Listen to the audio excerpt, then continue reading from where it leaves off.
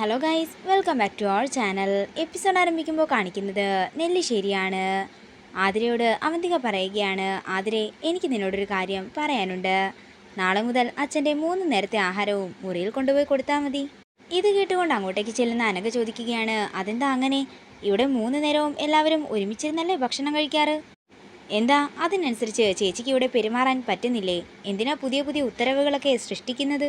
ചില ശീലങ്ങളെല്ലാം മാറുന്നത് തന്നെയാണ് നല്ലതെന്ന് അവന്തിക പറയുമ്പോൾ, അങ്ങനെ ശീലങ്ങൾ മാറ്റേണ്ട കാര്യമില്ലെന്നും ഏട്ടത്തി മാറിയാൽ മതിയെന്നും ആതിര പറയുന്നു. അല്ലെങ്കിലും ഈ വീടിൻ്റെ ശീലങ്ങൾ മാറ്റാനാണല്ലോ ചേച്ചിക്ക് പണ്ട് മുതലേ ഇഷ്ടം. അതുകൊണ്ടാണല്ലോ ആ കുത്തിത്തിരിപ്പിൻ്റെ പേരിൽ അർച്ചനേട്ടത്തെയും ഈ വീട്ടിൽ നിന്നും ഇറങ്ങേണ്ടി വന്നത്.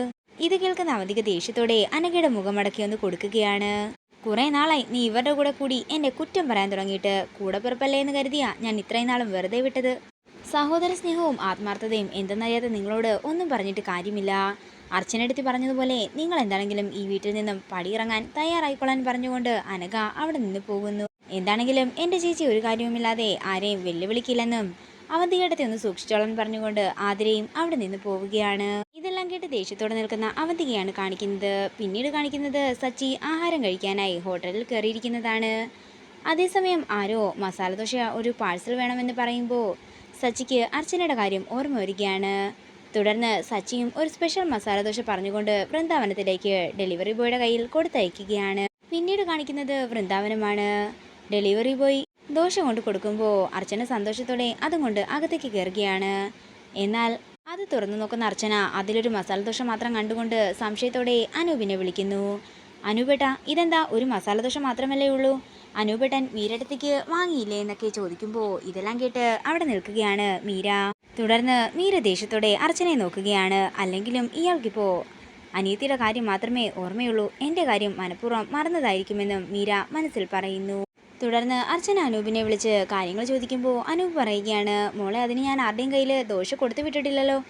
ഇറങ്ങാൻ നേരം വാങ്ങിക്കൊണ്ട് വരാമെന്നാ ഞാൻ കരുതിയത്. ആണോ എന്ന് ചോദിച്ചുകൊണ്ട് അർച്ചന കോള് കട്ട് ചെയ്യുകയാണ്. അപ്പോൾ പാഴ്സൽ എവിടുന്നാണ് വന്നതെന്നൊക്കെ എനിക്ക് മനസ്സിലായി. ഇതിൻ്റെ പിന്നിൽ സച്ചിയേട്ടൻ തന്നെയാ. ഒരു ചെറിയ ഡോസ് കൊടുക്കാമെന്ന് പറഞ്ഞുകൊണ്ട് അർച്ചന സച്ചിയെ വിളിക്കുകയാണ്. എന്താ കാര്യമെന്ന് സച്ചി ചോദിക്കുമ്പോൾ, ഞാൻ ആരോടും മസാലദോശ വേണമെന്ന് പറഞ്ഞില്ലല്ലോ, പിന്നെന്തിനാ മസാലദോശ ഓർഡർ കൊടുത്ത് ഇവിടെ വരുത്തിച്ചതെന്ന് അർച്ചന ചോദിക്കുന്നു. എനിക്ക് തോന്നി ഞാൻ ചെയ്തെന്ന് സച്ചി പറയുമ്പോൾ, എങ്കിലേ ഞാനതെടുത്ത് പറമ്പിൽ കളഞ്ഞെന്ന് പറഞ്ഞുകൊണ്ട് അർച്ചന കോള് കട്ട് ചെയ്യുന്നു. ഇത് കേട്ട് വിഷമത്തോടെ നിൽക്കുകയാണ് സച്ചി. തുടർന്ന് ആസ്വദിച്ച് മസാലദോശ കഴിക്കുന്ന അർച്ചനയാണ് കാണിക്കുന്നത്. പിന്നീട് കാണിക്കുന്നത് ദേഷ്യത്തോടെ നിൽക്കുന്ന മീരയാണ്. അതേസമയം അനൂപ് മീരയ്ക്കുള്ള നെയ്റോസ്റ്റുമായിട്ട് അങ്ങോട്ടേക്ക് ചെല്ലുകയാണ്. നീ ഇപ്പോഴും പിണക്കത്തിൽ തന്നെയാണോ? നിന്റെ പിണക്കം മാറ്റാനുള്ള കാര്യം എൻ്റെ കയ്യിലുണ്ടെന്ന് പറഞ്ഞ് നെയ്റോസ്റ്റിന്റെ പൊതിയെടുത്ത് മീരയുടെ കയ്യിലേക്ക് കൊടുക്കുകയാണ് അനൂപ്. ഇത് കാണുന്ന മീര ദേഷ്യത്തോടെ അത് വാങ്ങി ദൂരേക്കെറിയുന്നു. രാവിലെ അനിയത്തി മാത്രം മസാലദോശ വാങ്ങിക്കൊടുത്തപ്പോൾ നിങ്ങളെന്താ എൻ്റെ കാര്യം ഓർത്തില്ലായിരുന്നു എന്ന് ദേഷ്യത്തോടെ ചോദിക്കുകയാണ് മീര. എടി, അതിനത് ഞാനല്ല വാങ്ങിക്കൊടുത്തത്. രാവിലെ പാഴ്സൽ കിട്ടിയപ്പോൾ തന്നെ അച്ചു എന്നെ വിളിച്ചതായിരുന്നെന്ന് അനൂപ് പറയുമ്പോൾ, നിങ്ങളുടെ ആങ്ങളുടെയും പെങ്ങളുടെയും നാടകം നന്നാകുന്നുണ്ടെന്ന് മീര പറയുന്നു. അതേസമയം ഇത് കേട്ടുകൊണ്ട് താഴേക്ക് വരികയാണ് അർച്ചനയും കമലയും. ആ മസാലദോശയുടെ പേര് പറഞ്ഞ് ഇനി നിങ്ങൾ വഴക്കിടണ്ട.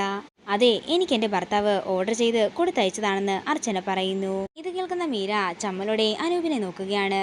തുടർന്ന് അർച്ചന താഴേക്ക് വരുമ്പോൾ തൻ്റെ കയ്യിലുള്ള പൊതിയിൽ നിന്നും ഒരു മസാലദോശ എടുത്ത് അനൂപ് അർച്ചനയ്ക്ക് കൊടുക്കുകയാണ്.